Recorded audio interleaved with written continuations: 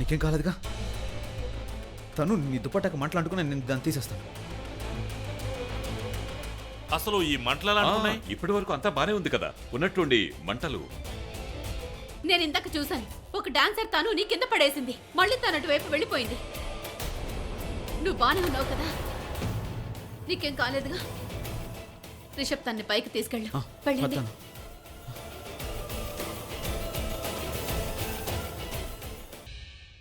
నేను వాళ్ళకు ఒక్క రూపాయి కూడా ఇవ్వను. ఎలాంటి డాన్సర్స్ ని పిలిపించావు నువ్వు? అమ్మమ్మ, నేను ఆన్లైన్ లో చూసాను, అది కూడా చివరి నిమిషంలో. వెంటనే రమ్మని ఆన్లైన్ చెప్పాను. చూసిందంట. నేను నా వీలునామా నుంచి నీ పేరు తీయించేస్తాను. బోలే పనిచేసావులే.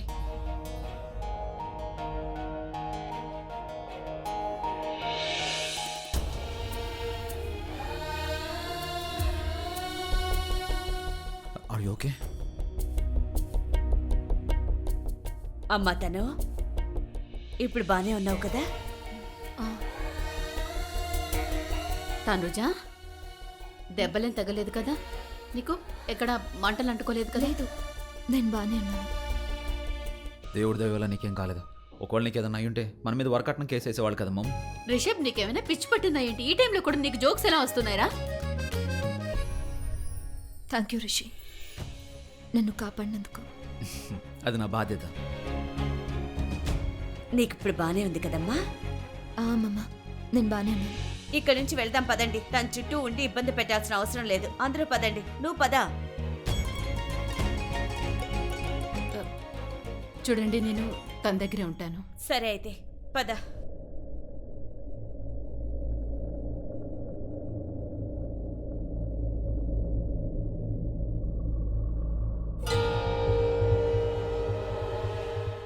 కాళిక, నాకు చాలా విచిత్రంగా అనిపించింది. అంటే అంటే కొత్త అపార్ట్మెంట్లో వచ్చిన భూకంపం, ఈ రోజు ఇంట్లో అంటుకున్న మంటలు, ఇదంతా చూస్తుంటే మీరు సప్తమి పూజ రోజున చెప్పిన ప్రతి విషయం కూడా కరెక్ట్ అనిపిస్తుంది. ఏదో జరుగుతుంది, నాకంతా వింతగా విచిత్రంగా జరుగుతున్నట్టు అనిపిస్తుంది. నాకేం అర్థం కావట్లేదు. అవును, నిజంగానే విచిత్రంగా జరుగుతున్నాయి. కానీ నాకు ఆ పుస్తకం దొరకనంత వరకు నేనేం చెప్పలేనమ్మా నీకు.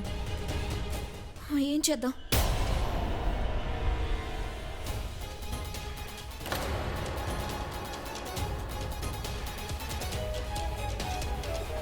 నేను తర్వాత వస్తాను. కాళిక, నేను మీ ఇద్దరితో మాట్లాడాలి. బ్రహ్మరాక్షసుడు చనిపోయాడు, వాడు అంతం అయిపోయాడు. అందుకే అతని పేరు ఇంట్లో ఎత్తడానికి వీల్లేదు. అనవసరంగా అందరూ కంగారు పడతారు. అలాగే నానమ్మ, ఆవిడకి ఈ విషయాల గురించి ఏమీ తెలియదు. అసలు తనకు తెలియడానికి కూడా వీల్లేదు.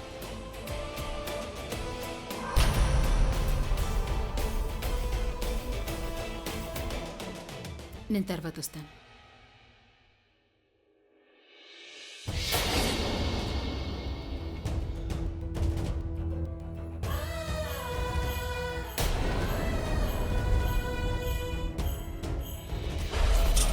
నలభై 8 గంటలు.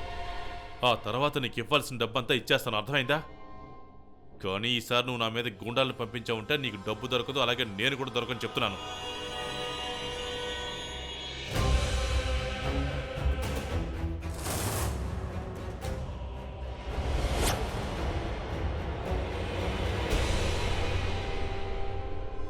నలభై 8 గంటల్లో నీకు డబ్బు ఇచ్చేస్తానని చెప్తున్నాను కదా. నేను మీరా చూడండి, ఉదయం వరకు నాకు టైం ఇవ్వమని చెప్పాను కదా. టెన్షన్ పడకండి, తప్పకుండా ఏదో ఒక ప్లాన్ చేస్తాను నేను. నేను దానికోసం ఫోన్ చేయలేదు. నీకు విషయం చెప్పడానికి చేశాను. నువ్వు నాకు ప్రేమతో ఆహ్వానం ఇచ్చావు కదా, అందుకే నేను వచ్చాను. నా ప్రాణాలకి ప్రమాదం అని తెలిసి కూడా వచ్చాను. మీరు నాకు మర్యాదలు చేయకపోతే ఏమవుతుంది? నేను వచ్చి ఆడి పాడాను, అందరినీ సంతోషపరిచాను. రిసెప్షన్లో నేను చాలా సంతోషంగా డాన్స్ చేశాను, ఉత్సాహంగా ఆడి పాడాను. మీరు ఇక్కడికి వచ్చారా? అవును, నేను అక్కడికి వచ్చాను. బాగా పాడి నాట్యం చేశాను. పాపం తనుజకి మంటలు అంటుకున్నాయి కదా, తనకి మంటలు అంటుకోగానే నేను అక్కడి నుంచి బయటకు వచ్చేసాను. అంటే ఆ డాన్సర్ మీరేనా? నేనయ్యో, నేను తప్పకుండా రావాలి కదా, ఎందుకంటే నువ్వు చాలా ప్రేమతో నన్ను ఆహ్వానించావు. నేను మంచి పని చేశాను కదా. ఆ మంటలు మీరు ఈ రోజు సంగతి వదిలే, రేపటి సంగతి చెప్పు. రేపు నీ ప్లాన్ ఏంటి? నేను చెప్తాను. చెప్తాను అంటే అర్థం? ప్లాన్ చేసావు కదా.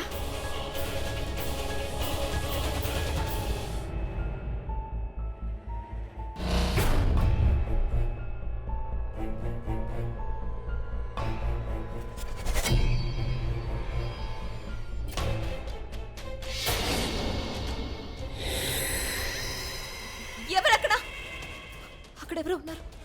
రిషి రిషి ఎక్కడికి వెళ్ళాడు?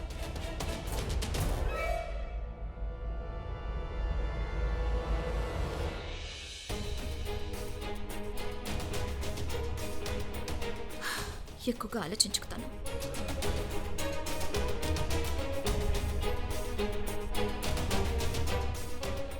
తను అక్కడ ఎవరూ లేరు, మర్చిపో.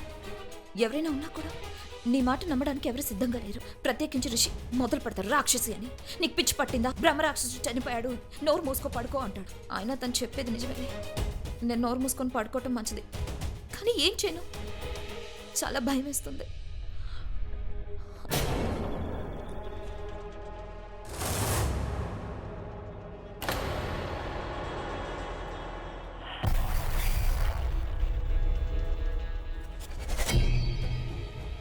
జై దుర్గమాత, జై దుర్గమాత. ఈ రిషి ఎక్కడికి వెళ్ళాడు?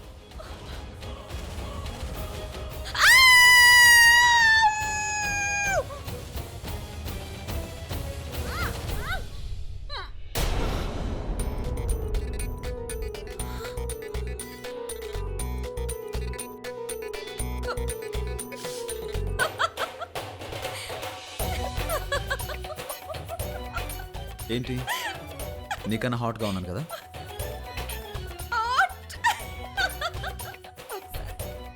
నువ్వు నీ పొట్ట చూసుకున్నావా? అదే నీ గుండ్రని నన్ను పొట్ట. నేను అల్లు అర్జున్, తనలాగా 6 ప్యాక్ చేసి బాడీ మెయింటైన్ చేయడానికి. నాకు ఇక్కడ జిమ్ చేయడానికి టైం కుదరట్లేదు.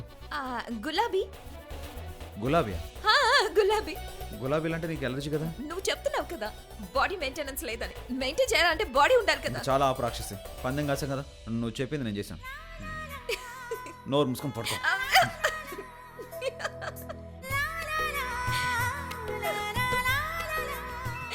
ఈ రాక్షసుడు బాడీ బిల్డింగ్ రాక్షసుడు.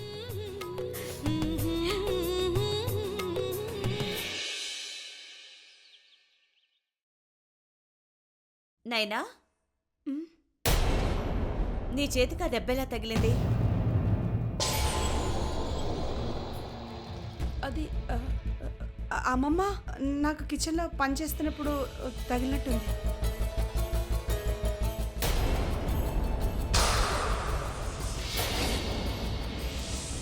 తగులుతుంది మరి. ఈ ఇంట్లో ఈ ఆడపిల్ల ఎప్పుడు ఇలా తింటూ ఉంటుంది. ఇలా తిండిపోతే పిల్లలా ఉంటే నీకు దెబ్బలు తగులుతాయి కదా. నువ్వు వండుతూనే ఉంటావు, తను తింటూనే ఉంటుంది. నువ్వు వండుతూనే ఉంటావు, తను తింటూ ఉంటుంది.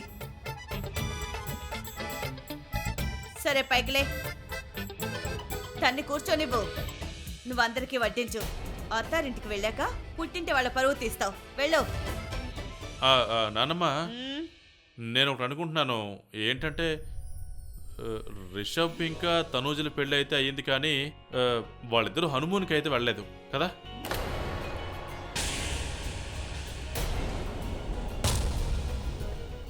నానమ్మ, నా ఉద్దేశం ఏంటంటే నన్ను నైనాన్ని వెళ్ళమంటారా? బాగుందిలే ఇది. పెళ్ళయిందేమో వాళ్ళిద్దరికి, హనీమూన్కి వెళ్తారా అని అడుగుతుందేమో నువ్వు. అసలు ఇదేం పద్ధతి? అయ్యో లేదు లేదు నానమ్మ, నా ఉద్దేశం ఏంటంటే వీళ్ళిద్దరిని తీసుకుని మన ఫామ్ హౌస్కి వెళ్తాం. చెప్పండి, మీరేమంటారు? వెళ్ళండి.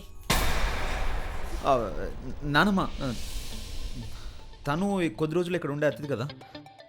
అంటే అది ఈ ఇంట్లో కొన్ని రోజులు అతిథిగా ఉండి తర్వాత మేము మా ఇంటికి వెళ్ళిపోతాం కదా. అందుకే ఇక్కడ ఉన్నంతసేపు తను మీతోనే టైం గడపాలి అని టైం స్పెండ్ చేద్దామని. అవునమ్మా, మీతో ఉండాలనుకుంటున్నాను. లేదు, నానమ్మ ఎక్కడికి వెళ్తారు? నానమ్మ ఇక్కడే ఉంటారు. నానమ్మ ఇక్కడే ఉంటారు కదా, ఎక్కడికైనా వెళ్తారా? కానీ హనీమూన్ టైం ఊరికే గడిచిపోతుంది. చిటికేసినంత సమయం కూడా ఉండదు. హనీమూన్ టైం చెప్పండి. అవును, అది కూడా నిజమే.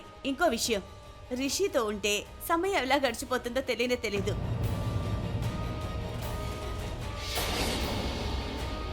వయసులో ఉన్నారు, ఎంజాయ్ చేయండి. అవునమ్మమ్మ. నానమ్మ, మేము బ్రేక్ఫాస్ట్ అవగానే బయలుదేరమా?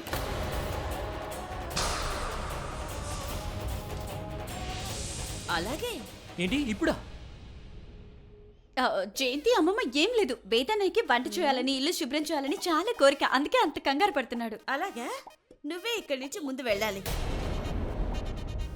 వెళ్ళాక అక్కడ ఫామ్ హౌస్ అంతా చాలా శుభ్రం చేయాలి, అర్థమైందా?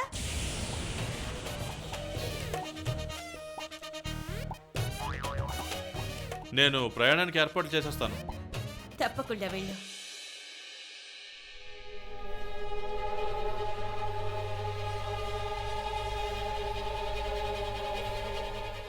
అంతా సెట్ చేసేసాను. అపరాజిత అంటే మేం ఫామ్ హౌస్కి బయలుదేరుతున్నాం.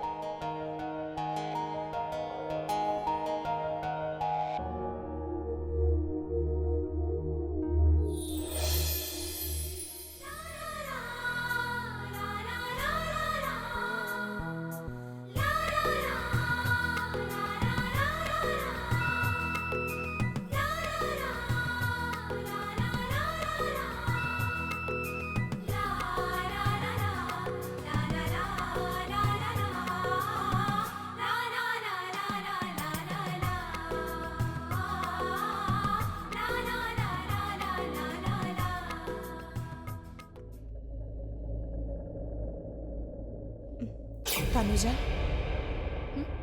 బానే ఉన్నావు కదా? అక్క నేను బానే ఉన్నా.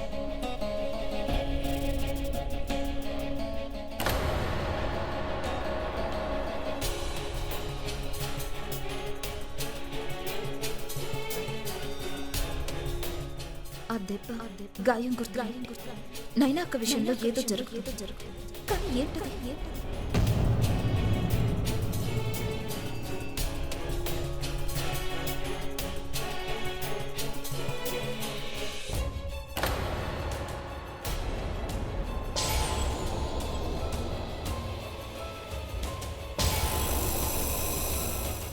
అరే ఏంటి, ఏమైంది? ఉన్నట్టుండి కార్కి ఏమైంది?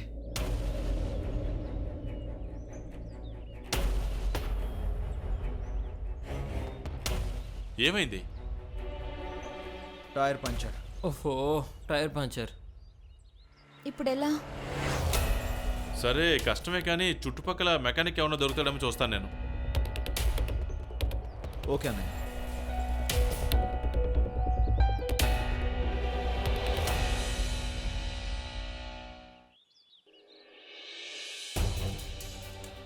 ఓరి భగవంతుడా, తనుజ మళ్ళీ నన్ను ఆరాధిస్తుందేమో. మైథిలి, ఒక పని చేద్దాం, మనం తినడానికి ఏమైనా తీసుకొద్దాం పదా. అలాగే అక్క. చూడండి, మేము ఇప్పుడే వస్తాం. అలాగే వదినా.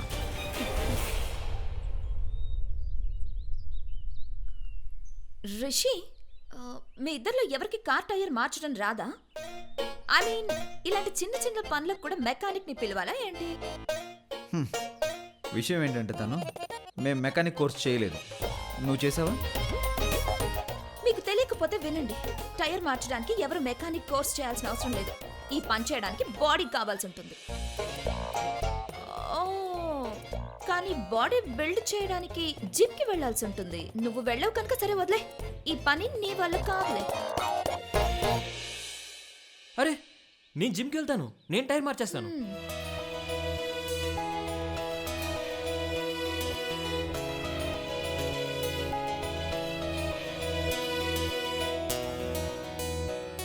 చూడండి. చూపించు.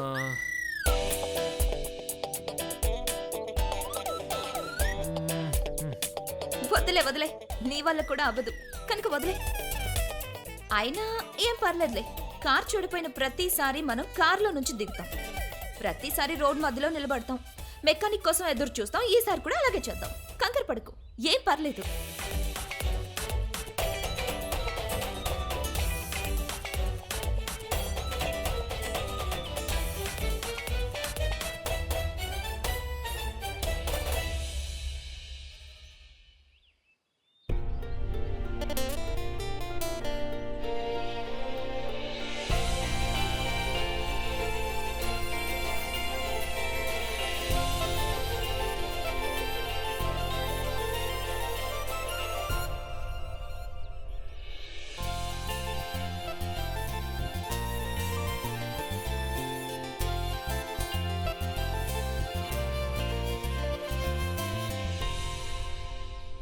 స్టెఫ్ని తీసుకురా. నేనా? నువ్వు కాకపోతే ఎవరు? స్టెఫ్ని మన దాకా వచ్చేసి నేను వచ్చాను అంటుందా ఏంటి? వెళ్ళి తీసుకురా. అవును, నేనే తీసుకురావాలి. నువ్వు జిమ్కి వెళ్ళవు, ఇంకా స్టెప్ని ఎక్కడ ఎత్తుతావు? ఆ, నేను హెల్ప్ చేస్తాను.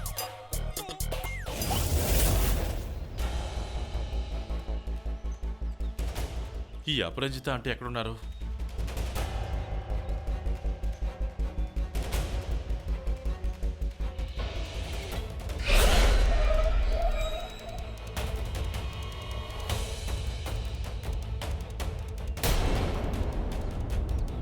ఆ, ఓ, భయపెట్టేశారు మీరు.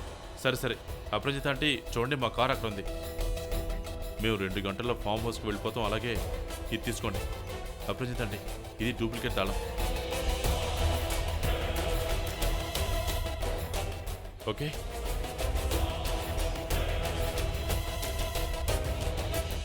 Good job. ఇప్పుడు ఈ తాళం చెవి నా అదృష్టానికి తలుపులు తెరుస్తాయి.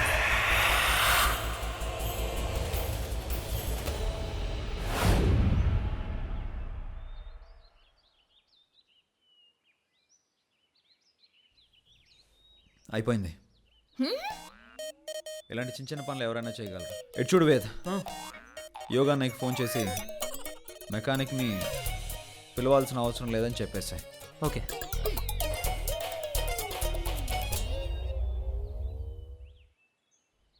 నువ్వు ఇంకా రోడ్డు మీద ఎందుకు నిలబడ్డావు? వెళ్ళి కారులో కూర్చో.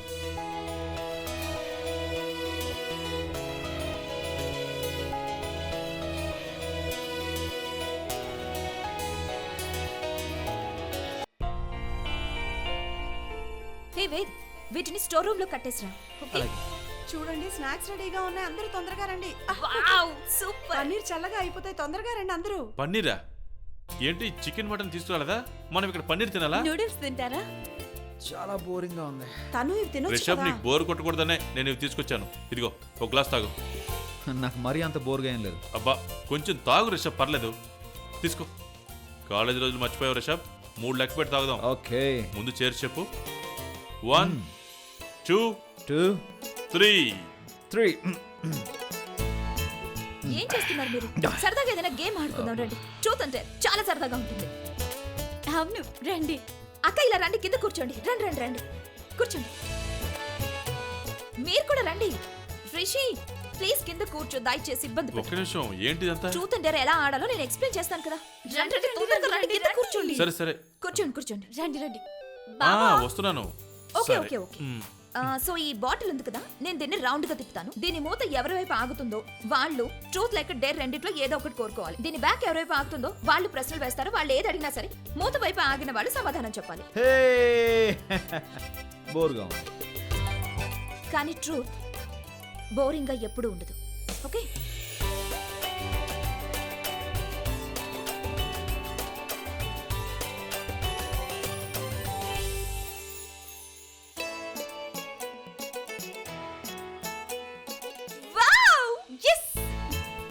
అందరికన్నా ముందు నాకే రావాలా? అవును, మూత మీ వైపు ఉంది, అందుకే నేను అడుగుతాను.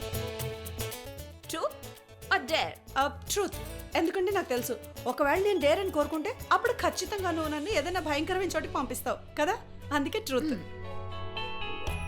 అయితే మీరు నాకు నిజం చెప్పాలి. మీ చేతికి దెబ్బ తగిలింది కదా, అది ఎలా తగిలింది?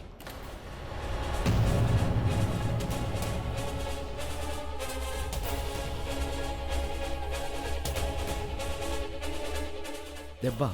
ఏం దెబ్బ? వదినా ప్లీజ్ మీరు జాగ్రత్తగా ఉండండి. ఎప్పుడు చూసినా ఏదో ఒక దెబ్బ తగిలించుకుంటూ ఉంటారు. చూపించండి. చూస్తుంటే ఎలా ఉందో తెలుసా, మిమ్మల్ని ఎవరో బాగా కొట్టినట్టు అనిపిస్తుంది.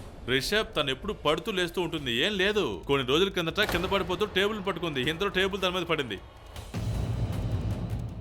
ఇంకోసారి తను కమలాపురంలో పడింది. మొన్న ముంబైలో కూడా పడింది. 2 సార్లు పడ్డావు కదా, ఇదే కదా జరిగింది?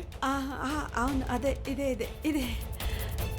అక్క, మీరు మరీ ఇలా పడిపోతూ ఉంటే అందరూ కలిసి మీ పేరు స్లీపింగ్ అమ్మాయిని పెట్టేస్తారు. మీరు గేమ్ ఎందుకు ఆపేశారు? మనం గేమ్లో ముందుకెళ్దానండి.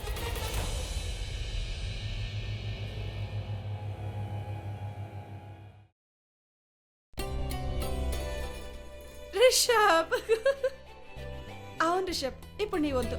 ఇప్పుడు ప్రశ్న అడుగుతున్నాను నేను. సరే చెప్పు, ట్రూత్ ఆ డేర్? డేర్ కోరుకోవడానికి ధైర్యమే లేదులే. నాకు డేర్ అంటే భయమే అండి. నేను డేర్ని కోరుకోగలను కానీ నాకు ట్రూత్ చెప్పడానికి ఎలాంటి భయం లేదు. అడగండి ట్రూత్. సరే అయితే నాకు ఒక విషయం చెప్పు. నీకు ఒక గర్ల్ ఫ్రెండ్ తప్పకుండా ఉండి ఉంటుంది కదా?